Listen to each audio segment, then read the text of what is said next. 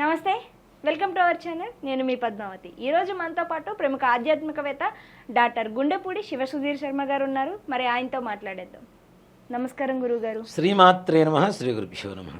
గురువుగారు, మరి శ్రీరాముల వారి కళ్యాణం వస్తుంది. అయితే కళ్యాణం వస్తుంది కానీ అది ఎప్పుడు వస్తుంది, అది ఎన్ని నిమిషాలకి పడుతుంది, ముహూర్తం అనేది తెలుసుకోవాలని ఎంతో మందికి ఆసక్తి నెలకొంది.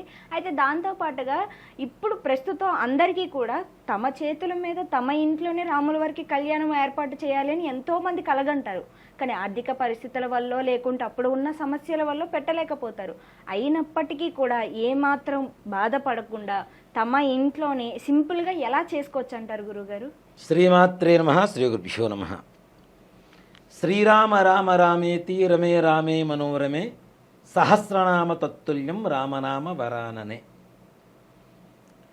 రాముల వారి కళ్యాణం 2025 ఏప్రిల్ 6వ తారీఖున చైత్రశుద్ధ నవమి రోజున పునర్వసు నక్షత్ర యుక్తంలో వస్తుంది. మనం అంతకుముందు కూడా చెప్పుకున్నాం, మన తెలుగు తిథులలో ఉండేటువంటి గొప్పదనం ఏంటి అంటే ఆ తిథి రోజున ఆ నక్షత్రం తప్పనిసరిగా కలిసి వస్తుంది మనకి. రాముల వారు పుట్టిన నక్షత్రం ఏమిటి? పునర్వసు నక్షత్రం. నవమి రోజున స్వామివారు చైత్రశుద్ధ నవమి రోజున మిట్ట మధ్యాహ్నం 12:05 స్వామివారి జననం అని చెప్పి శాస్త్రం చెప్తాం.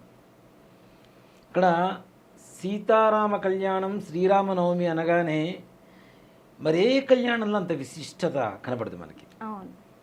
ప్రతి ఒక్కరూ మన ఇంట్లో మన అమ్మాయికో మన అబ్బాయికో వివాహం చేస్తుంటే ఎంత ఆనందంగా ఉత్సాహంగా ఉంటారో అలాంటి ఆనందాన్ని భక్తి తత్పరతని కనిపించేటువంటి రోజే శ్రీరామనవమిగా చెప్పుకుంటాం. చూడండి, దేవాలయంలో కళ్యాణాలు జరుగుతూ ఉంటాయి. జరుగుతున్నప్పుడు అంటే అక్కడ ఉండేటువంటి ఒక మాయ ఎలా ఉంటుందంటే, నాన్న ఇప్పుడు పెళ్లి కాని పిల్లలు ఉంటారు చూడండి, చిన్న అంటే ఒక 16 ఏళ్ళు 18 ఏళ్ళ వయసు వాళ్ళు, అరే ఇలాంటి అబ్బాయి వస్తే చాలు కదా మనకి అనుకునేంత గొప్పగా ఉంటాడు రాముడు. సీతమ్మ వారిని చూస్తే అమ్మగారిలానే కనపడుతూ ఉంటుంది. ఇక్కడ రామో విగ్రహాన్ ధర్మ అని శాస్త్రం ఉంది. ధర్మం ఎలా ఉంటుంది అని చెప్పి ఎవరినన్నా అడిగితే రాముల వారిని చూపిస్తే చాలుట, ధర్మాన్ని చూపించినట్టే. విగ్రహ రూపంలో ఉన్నటువంటి రాముల వారిని చూపించినా ధర్మాన్ని చూపించినట్లే అని చెప్పి శాస్త్రం చెప్తుంది. అంత పరమ ధర్మాత్ముడు రాముడు. మరి రాముల వారి కళ్యాణం చేసేటువంటి రోజున అసలు కళ్యాణం చెయ్యాలా, ఆ రోజున ఎందుకు కళ్యాణం చేయాలి అనేటువంటి ఒక విషయానికి వస్తేనన్నా, ఎవరైనా పుట్టినరోజు రోజున పుట్టిన జన్మ నక్షత్రంలో ఎవరూ కళ్యాణం చేసుకోరు లెక్క ప్రకారం. ఎవరి జన్మ నక్షత్రంలో వాళ్ళు అబ్బాయిలు వివాహం చేసుకోరు, పుట్టినరోజు రోజున వివాహం చేసుకోరు. మరి రాముల వారికి ఎందుకు కళ్యాణం చేయాలి పుట్టినరోజు రోజున? ఆయన కళ్యాణం అయినటువంటి సమయం వేరు, లగ్నం వేరు, ముహూర్తం వేరు. కానీ అందరం కలిసి నవమి రోజున కళ్యాణం చేస్తాం. ఎందుకు అంటే రాముల వారు పుట్టిందే లోక కళ్యాణం కోసం కాబట్టి కళ్యాణం చేయడం అనేది ఆనవాయితీగా వచ్చింది. ఓకే, అంతేగాని రాముల వారి కళ్యాణం ఆ రోజు జరగల, ఆయన పుట్టినరోజు అది. శ్రీరామ నవమి అనేటువంటిది ఆయన పుట్టినరోజు. పుట్టినరోజున జన్మ తిథిలో జన్మ నక్షత్రం, ఆయన పుట్టిందే లోక కళ్యాణం మనందరినీ మంచిగా ఉంచడం కోసం, అనుగ్రహించడం కోసం పుట్టారు కాబట్టి స్వామివారి కళ్యాణం చేయడం అనేటువంటిది ఆనవాయితీగా వస్తూ ఉన్నది. ఇప్పుడు మనకి తిరుపతిలో చూడండి, అన్ని రోజుల కంటే కూడా శ్రవణ నక్షత్రం రోజున చాలా విశేషంగా జరుగుతుంది. అంటే స్వామివారి జన్మ నక్షత్రం కాబట్టి. అలాగే కృష్ణాష్టమి రోజున కృష్ణ కళ్యాణం జరుగుతుంది, కృష్ణుడు పుట్టిన రోజు కాబట్టి. అంటే ఏ దేవతలు పుట్టినా కూడాను వాళ్ళ జననం అనేటువంటిది లోక కళ్యాణం కోసమే కాబట్టి ఆ స్వామి వారికి ఆ రోజున కళ్యాణం చేయడం అనేటువంటిది ఆనవాయితీగా మన శాస్త్ర ప్రకారం చేస్తున్నటువంటి ఒక ప్రక్రియ. మరి రాముల వారి కళ్యాణం రోజున మన ఇంట్లో కళ్యాణం చేయాలి అని అందరికీ ఉంటుంది.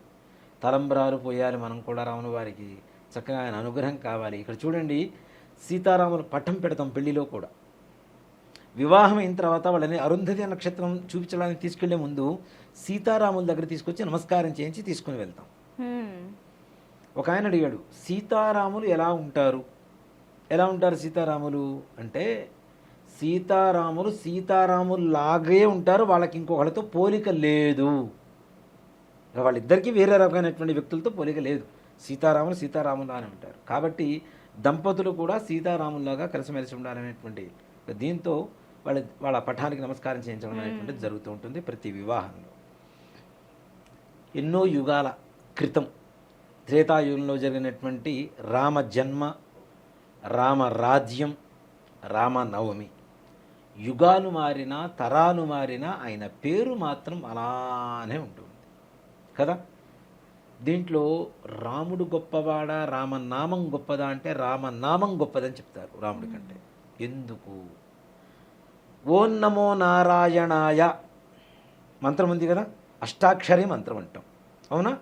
ఓం నమ శివాయ పంచాక్షరి మంత్రం అంటాం, అది శివుడిది, ఇది విష్ణుమూర్తిది. ఓం నమో నారాయణాయలో రా తీసుకోండి, మిగిలిన పదం పలకండి, పలకలే. ఓం నమ శివాయలో మా తీసేయండి, పలకండి, పలకలేం. ఓం నమో నారాయణాయలో రా, ఓం నమ శివాయలో మా, రెండు కలపండి, రామ. శివకేశవుల కలయికే రామతత్వం అని చెప్పి చెప్తుంది శాస్త్రం. అందుకనే ఇందాక మనం చెప్పిన శ్లోకం ఉంది కదా, శ్రీరామ రామ రామేతి రమే రామే మనోరమే సహస్రనామ తత్తుల్యం రామనామవరాననే. ఈ శ్లోకం చదివితే విష్ణు సహస్రనామం చదివినంత పుణ్యం వస్తుందని చెప్తుంటాడు ఈశ్వరుడు మన విష్ణు సహస్రనామంలోనే. ఈ శ్లోకం కూడా ఈశ్వరుడు చెప్పిందే. అందుకనే విష్ణు సహస్రనామంలో ఈశ్వర ఉవాచ, ఉవాచ అంటే చెప్పటం అని అర్థం. ఈ శ్లోకాన్ని చెప్పింది ఈశ్వరుడు. అలాగే రామనామానికి ఉండేటువంటి శక్తి ఎంత మహిమాన్విత అయినది అంటే, మనం కాశీకి వెళ్తే కాశ్యాంత్ మరణాన్ముక్తి అని చెప్పి శాస్త్రం చెప్తూ ఉంటుంది. కాశీలో చనిపోతే మరలా జన్మ లేదు, ముక్తి కలుగుతుందని చెప్పి శాస్త్రం చెబుతుంది. ఎందుకోసం చెప్తుంది శాస్త్రం అంటే, కాశీలో చనిపోయేటువంటి ప్రతి జీవికి కుడి చెవి ఇలా పైకి తిరిగి ఉంటుంది. కుక్క కావచ్చు, నక్క కావచ్చు, మనిషి కావచ్చు, పిల్లి కావచ్చు, ఏ జీవైనా సరే కుడి చెవి ఇలా పైకి తిరిగి ఉంటుంది. ఎందుకు అంటే, చనిపోయే కొద్ది క్షణాల ముందు ఈశ్వరుడు రామతారక మంత్రాన్ని చెవిలో ఉపదేశిస్తాట, అది వినడం కోసం చెవి రెక్కించుకొని ఉంటుంది పైకి ఇలా. అందువల్లే అక్కడ మరలా చనిపోతే, ఎక్కడ కాశీలో చనిపోతే మనకి ముక్తి, మరలా జన్మరాహిత్యం కలుగుతుంది, జన్మం అనేటువంటిది ఉండదు అని చెప్పి శాస్త్రం చెప్తూ ఉంటుంది.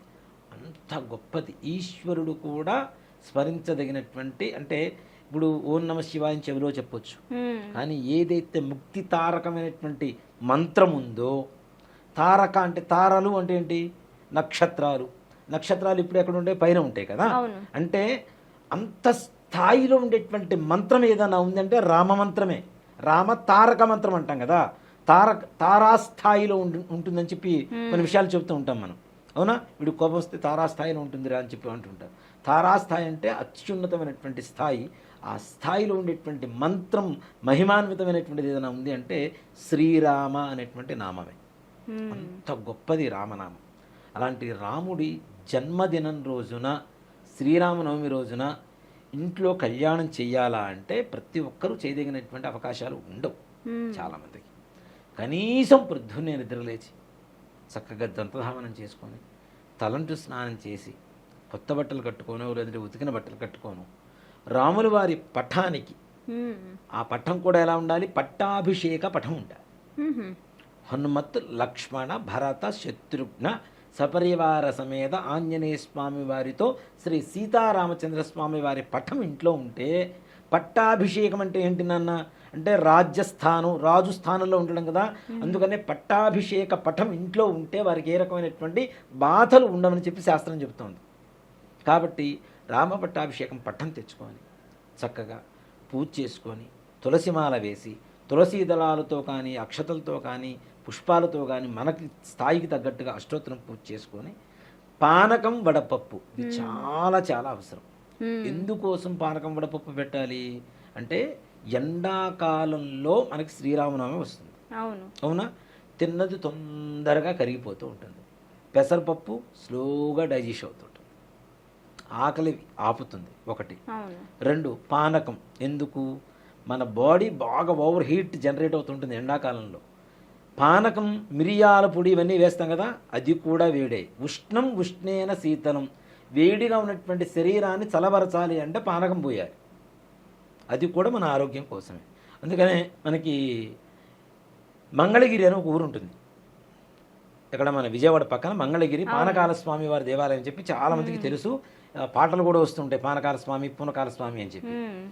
పానకాల స్వామి వారి దేవాలయంలో పానకం పోస్తూ ఉంటారు నాన్న. ప్రతి నిత్యం వెళ్ళిన ప్రతి భక్తులు పానకం పోస్తూనే ఉంటారు. అక్కడ ఉండేటువంటి మహత్యం కూడా ఎలా ఉంటుందంటే, మనం బెల్లం ముక్క కొద్దిగా అక్కడ వేస్తే ఈగలు దోమలు చీమలు వస్తాయి.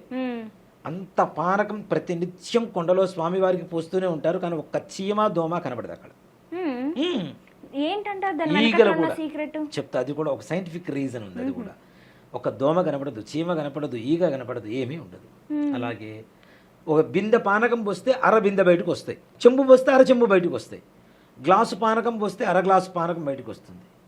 సగం మాత్రం లోపలికి వెళ్తే సగం మాత్రం బయటకు వస్తే అవే తీర్థంగా మనం తెచ్చుకొని తాగుతూ ఉంటాం.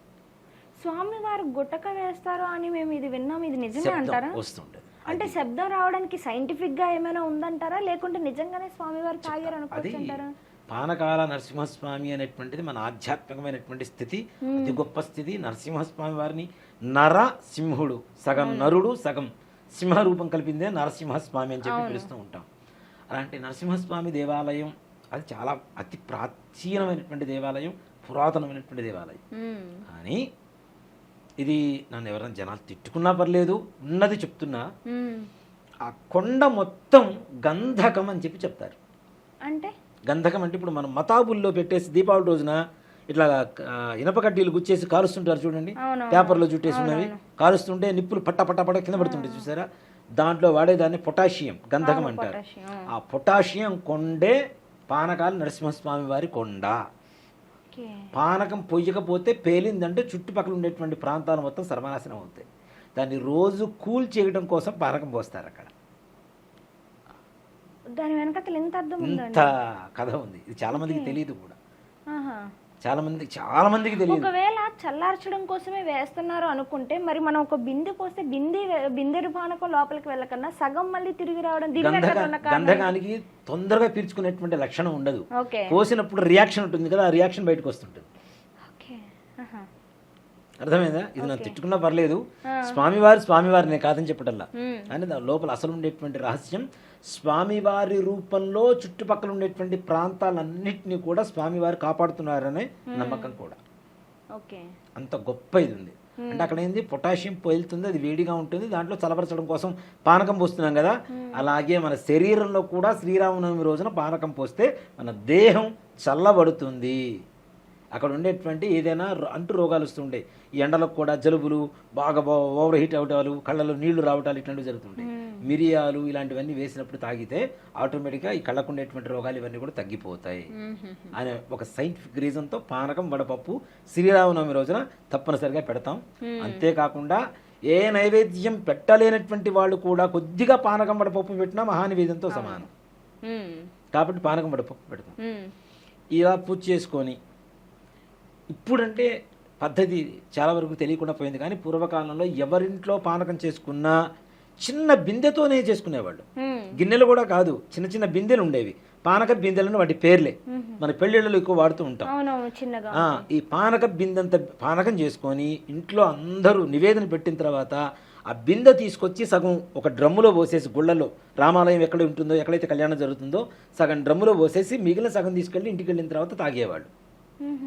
అలా పానకం విపరీతంగా తయారయ్యేది. ఊళ్ళో ఉండే జనాలందరూ రామాలయం దగ్గర పానకం తీసుకొస్తే ఎట్లా ఉంటుంది, ఎంత అవుతాయి కదా, అందరికీ సరిపోతాయి కదా.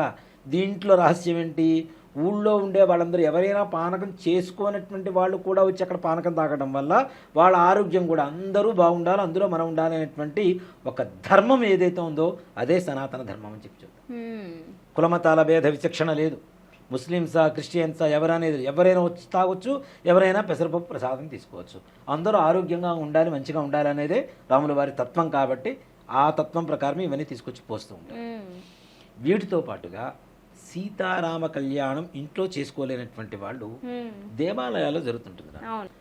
దేవాలయంలో సీతారామ కళ్యాణం చూడడం అంత మహద్భాగ్యం ప్రపంచంలో ఇంకోటి లేదని చెప్తారు.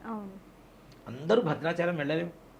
దగ్గరలో ఉండేటువంటి రామాలయాలు ఏవైతే ఉంటాయో, రామాలయాలు కళ్యాణాలు చూడండి ఎంత అద్భుతంగా ఉంటుంది అంటే, నాన్న సీతారాముల ప్రవర అని చెప్పి ఒకటి చెప్తారు. కళ్యాణంలో ప్రవర అంటే ఏ గోత్రం, వాళ్ళ ముత్తాత గారు ఎవరు, తాతగారు ఎవరు, తండ్రి గారు ఎవరు, ఎవరి కొడుకు, ఈయన ఏమిటి సీతమ్మవారి ముత్తాతగారు ఎవరు, తాతగారు ఎవరు, తండ్రి గారు ఎవరు, ఈమె ఎవరు, ఈమె ఏ లక్షణాలతో ఉన్నది, ఏ గోత్రం కలది అని చెప్పి ఒక ప్రవర చెప్తారు నాన్న.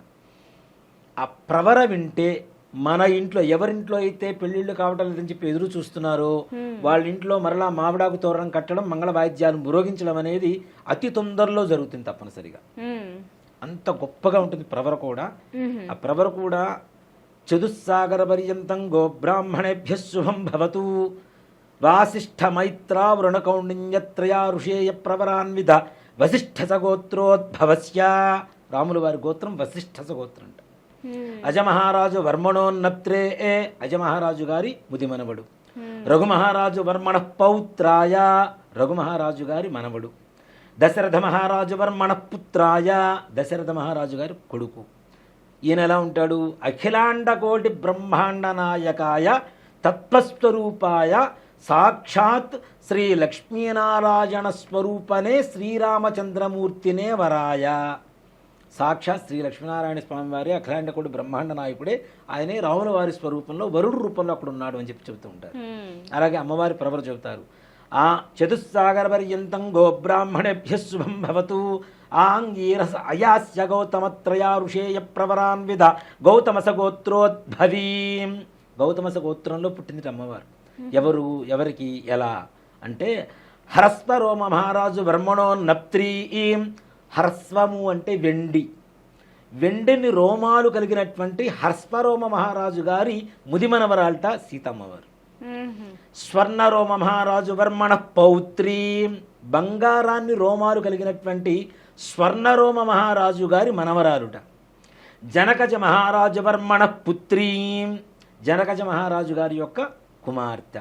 అఖిలాండ కోటి బ్రహ్మాండ నాయకీం సాక్షాత్ శ్రీ మహాలక్ష్మీం స్వరూపిణీం శ్రీ సీతానాంనీం కన్యాం. మహాలక్ష్మీ స్వరూపమైనటువంటి ఆ లక్ష్మీదేవత యొక్క సీతమ్మవారు ఆవిడే వధువుగా కూర్చున్నదని చెప్పి ఈ ప్రవర కూడా నాన్న పూర్వకాలంలో ఇప్పుడు పద్ధతులు లేవు. కానీ ఇప్పుడు మనకి ఎవరు వాళ్ళం మ్యాట్రిమోనియల్ సర్వీసెస్లో సంబంధాలు చూసుకొని మోసపోవటాలు ఇవన్నీ చేస్తున్నారు. కానీ పూర్వకాలంలో ఒక యుక్త వయస్సు వచ్చిన తర్వాత అమ్మాయి కానీ అబ్బాయి కానీ ఒక నలుగురిని దూతంలో చూసుకునేవాళ్ళట.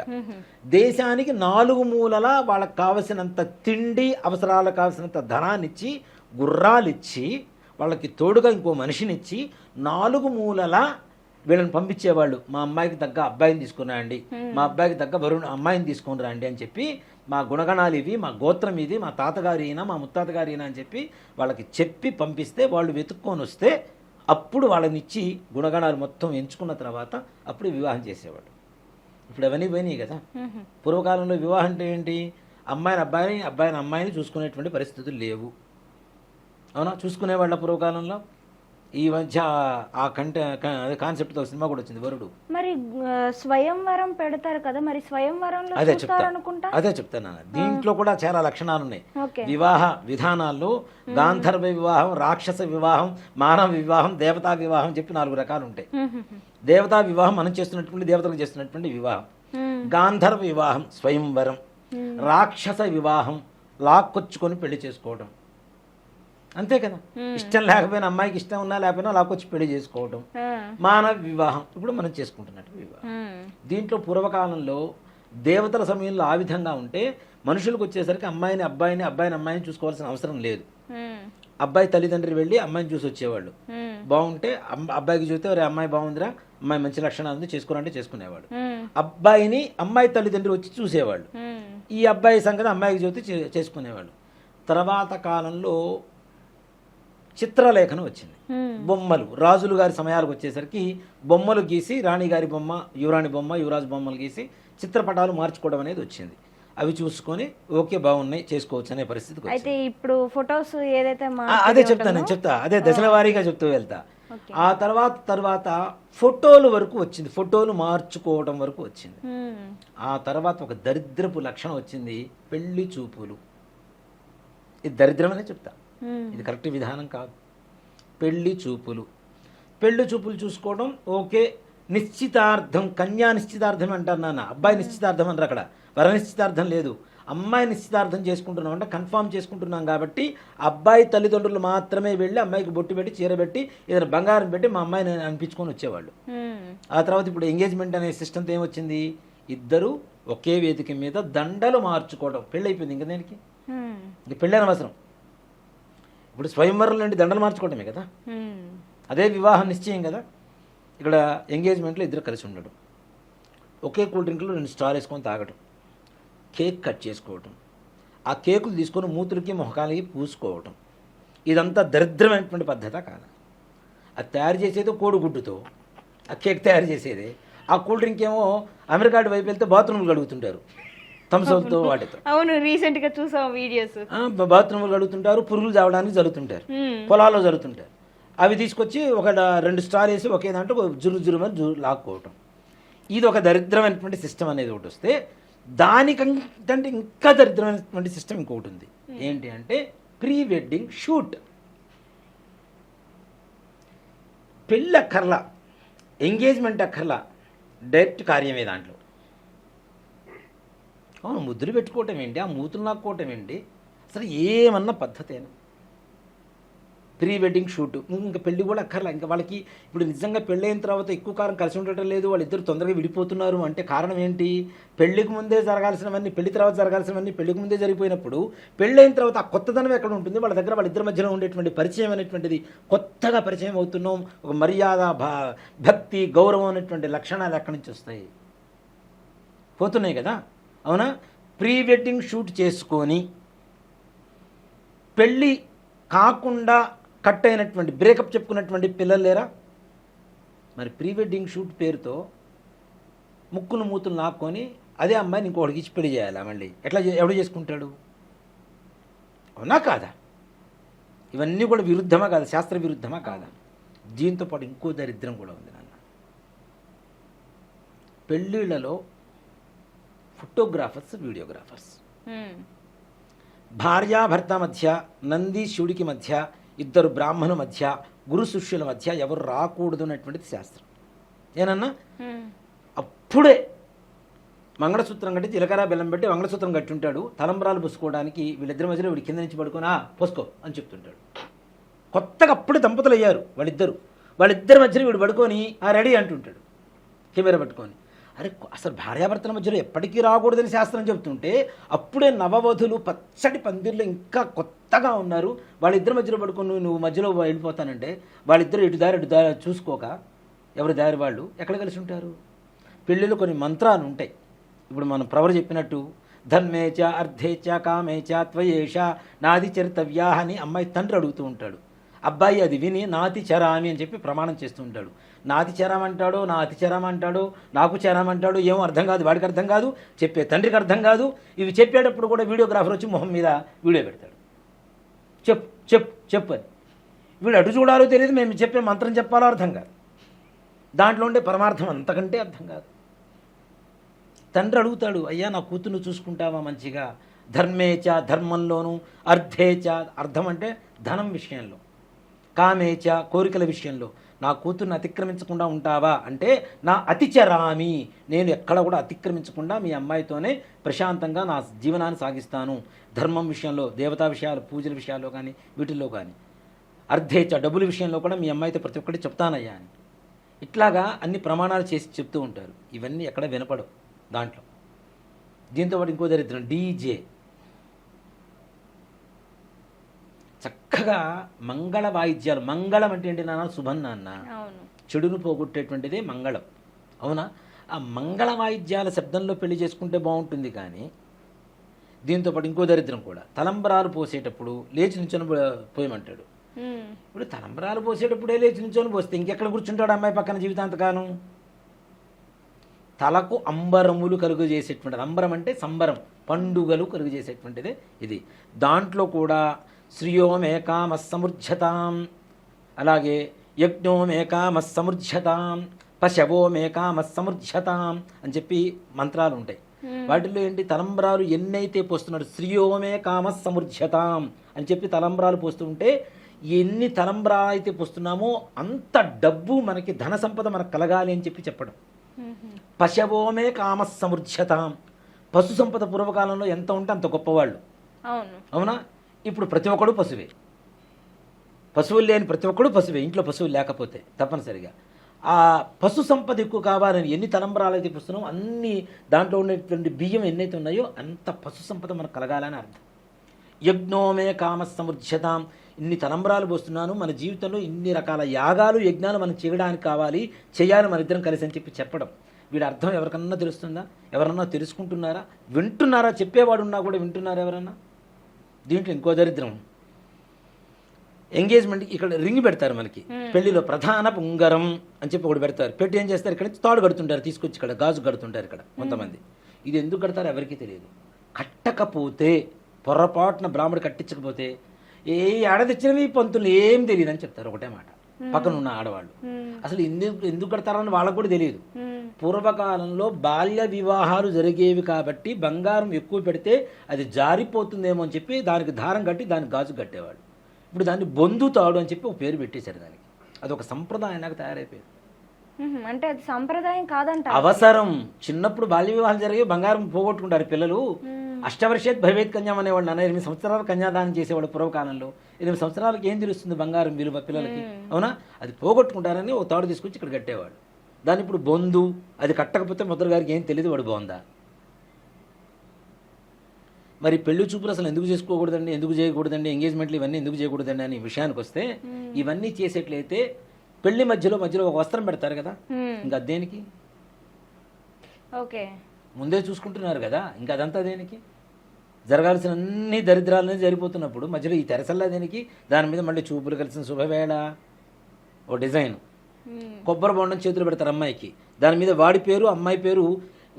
ఏదైతే దరిద్రం శనికి ప్రతీక అని చెప్పి ఇనుము చదువుతుంటామో గుండు సూదులతో గుచ్చింది తీసుకొచ్చి అమ్మాయి చేతులు పెడతారు.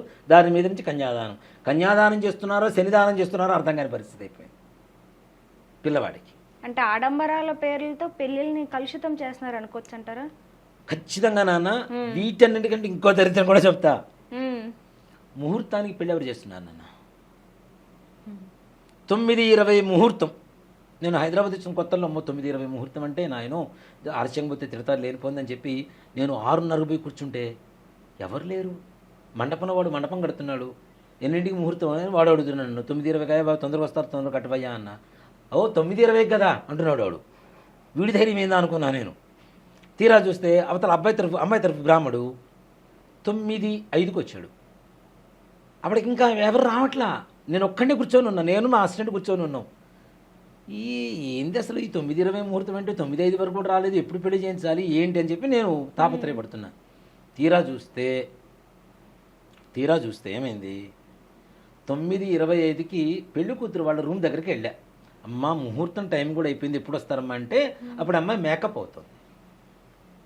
ఇంకొక గంట గురువుగారు అని చెప్తున్నారు. 9:20 ముహూర్తం అయితే 9:25కి ఇంకో గంట అని చెప్తున్నారు.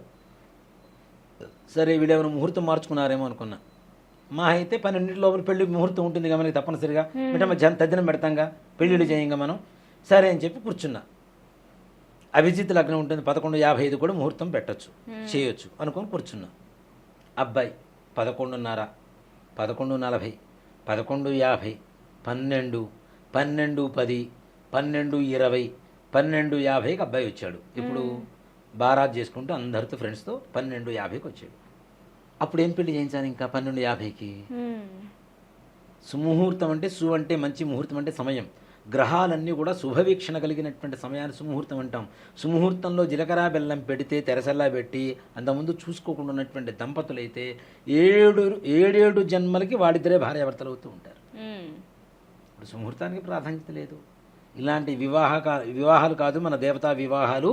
12:05 అభిజిత్ లగ్నం శ్రీరామనవమి రోజున తలంబ్రాలు పోయడం ప్రారంభిస్తారు. ఆయన పుట్టిన సమయం 12:05 కరెక్ట్గా అభిజిత్ లగ్నం అంటారు.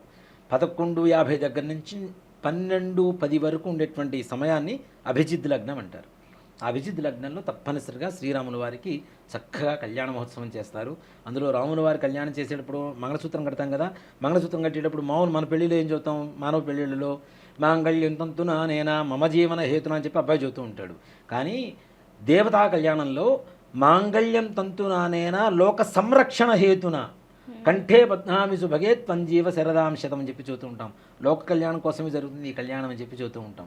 కాబట్టి ఇళ్లలో కళ్యాణం చేసుకోవడం కుదరనటువంటి వాళ్ళు ఎవరైనా చక్కగా ఆలయాలకు వెళ్ళి సీతారామ కళ్యాణ మహోత్సవాన్ని తిలకించి అక్కడ ఇచ్చేటువంటి తీర్థ ప్రసాదాలు స్వీకరించి అక్కడ అక్షతలు ఉంటాయి కదా అవి తెచ్చుకొని చక్కగా శిరస్సును దలుచుకుంటే ఎవరైతే పెళ్లి కాని పిల్లలు ఉంటారో పెళ్ళిళ్ళు అవుతాయి, పిల్లలు లేనటువంటి వాళ్ళకైతే పిల్లలు పుడతారు. చక్కగా ఎవరైతే ఏదైనా సంపాదించుకోవాలి మంచి ఉద్యోగం కావాలనుకునేటువంటి వారికి మన మనస్సంకల్పం ఏదైతే ఉంటుందో ఆ మనస్సంకల్పం తీరడం అనేది తప్పనిసరిగా జరుగుతుంది. కాబట్టి శ్రీ సీతారామచంద్రస్వామి వారి పరిపూర్ణమైనటువంటి అనుగ్రహ కృపా కటాక్ష వీక్షణలు అందరికీ కలగాలని, సర్వే జనా సుఖినో భవంతు, అందరూ బాగుండాలి అందులో మనం ఉండాలి అని చెప్పి రాముల వారికి మరొక్కసారి నా పాదాభివందనాలు తెలియజేసుకుంటూ శ్రీమాత్రే నమః, శ్రీ గురుభ్యో నమః. నిజంగా గురుగారు మీరు కళ్యాణం గురించి కానీ లేకుంటే ప్రతి ఒక్కటి మంత్రంతో పాటు ఆ మంత్రానికి ఉన్న అర్థాన్ని కూడా వివరిస్తుంటే మీరు ఎంత చెప్తున్నా కూడా ఇంకా వినాలి తెలుసుకోవాలి అని అనిపిస్తుంది. అంత ఆరాటం అనేది పెరిగింది నాలో కూడాను. ఈ వీడియో చూసే ప్రతి ఒక్కరికి కూడా నూతనంగా పెళ్ళి ఎవరైతే చేసుకోబోతున్నారో ఇప్పుడు వారందరికీ కూడా ఈ వీడియో ఒక బెస్ట్ గైడెన్స్గా అనుకోవచ్చు. ఇదైతే మాత్రం నిజంగా గురుగారు ధన్యవాదాలు. శ్రీమాత్రే నమః, శ్రీ గురుభ్యో నమః.